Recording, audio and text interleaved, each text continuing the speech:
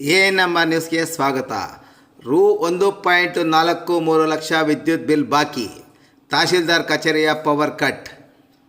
ಸುಮಾರು 1,42,812 ರುಗಳ ವಿದ್ಯುತ್ ಬಿಲ್ ಬಾಕಿ ಪಾವತಿ ಮಾಡಿದ ಚಿಂತಾಮಣಿ ನಗರದ ತಹಶೀಲ್ದಾರ್ ಕಚೇರಿಯ ವಿದ್ಯುತ್ ಸಂಪರ್ಕವನ್ನು ಕಡಿತ ಮಾಡಿದ ಪರಿಣಾಮ ಸಾರ್ವಜನಿಕರು ಪರದಾಡುವಂತಾಗಿದ್ದು, ಅನುದಾನಕ್ಕಾಗಿ ಜಿಲ್ಲಾಧಿಕಾರಿಗಳಿಗೆ ಪತ್ರ ರವಾನಿಸಿದ್ದು, ಅನುದಾನ ಬಂದ ತಕ್ಷಣ ಪಾವತಿ ಮಾಡುವುದಾಗಿ ತಹಶೀಲ್ದಾರ್ ಡಿ ಹನುಮಂತರಾಯಪ್ಪನವರು ನೀಡಿದ ಭರವಸೆಯ ನಂತರ ಬೆಸ್ಕಾಂ ಇಲಾಖೆ ಮರು ವಿದ್ಯುತ್ ಸಂಪರ್ಕ ಕಲ್ಪಿಸಿದೆ.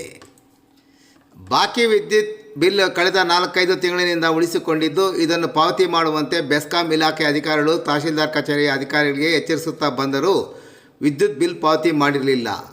ಕಳೆದ ತಿಂಗಳು ಸಹ ಬಿಲ್ ಪಾವತಿ ಮಾಡದ ಹಿನ್ನೆಲೆಯಲ್ಲಿ ಪವರ್ ಕಟ್ ಮಾಡಿದಾಗ ತಹಶೀಲ್ದಾರ್ ಮನವಿಯ ಮೇಲೆ ಮರು ಸಂಪರ್ಕ ಕಲ್ಪಿಸಲಾಗಿತ್ತು. ಅಂದಿನಿಂದ ಇಂದಿನವರೆಗೂ ಬಾಕಿ ಇರುವ ಬಿಲ್ ಪಾವತಿ ಮಾಡುವಂತೆ ಸೂಚಿಸಲು ಪಾವತಿ ಮಾಡದ ಹಿನ್ನೆಲೆಯಲ್ಲಿ ಇಂದು ಮತ್ತೆ ತಹಶೀಲ್ದಾರ್ ಕಚೇರಿಗೆ ವಿದ್ಯುತ್ ಸರಬರಾಜು ಆಗುವ ಟ್ರಾನ್ಸ್ಫಾರ್ಮರ್ ಬಳಿಯೇ ಪವರ್ ಕಟ್ ಮಾಡಿದ ಪರಿಣಾಮ ಕೆಲ ಗಂಟೆಗಳ ಕಾಲ ತಾಲೂಕು ಕಚೇರಿಯಲ್ಲಿ UPSನಲ್ಲಿ ಹಲವು ದಾಖಲೆಗಳ ವಿತರಣೆ ಕೆಲಸ ನಿರ್ವಹಿಸಿದರಾದರೂ UPS ಚಾರ್ಜ್ ಮುಗಿದ ನಂತರ ಕೊನೆಗೂ ಬೆಸ್ಕಾಂ ಇಲಾಖೆಗೆ ಮೊರೆ ಹೋಗಿ ಮರು ವಿದ್ಯುತ್ ಸಂಪರ್ಕ ಪಡೆದುಕೊಂಡು ಸಾರ್ವಜನಿಕರಿಗೆ ತೊಂದರೆಯಾಗದಂತೆ ಕೆಲಸ ನಿರ್ವಹಿಸಲಿ ತಹಶೀಲ್ದಾರ್ ಯಶಸ್ವಿಯಾದರು.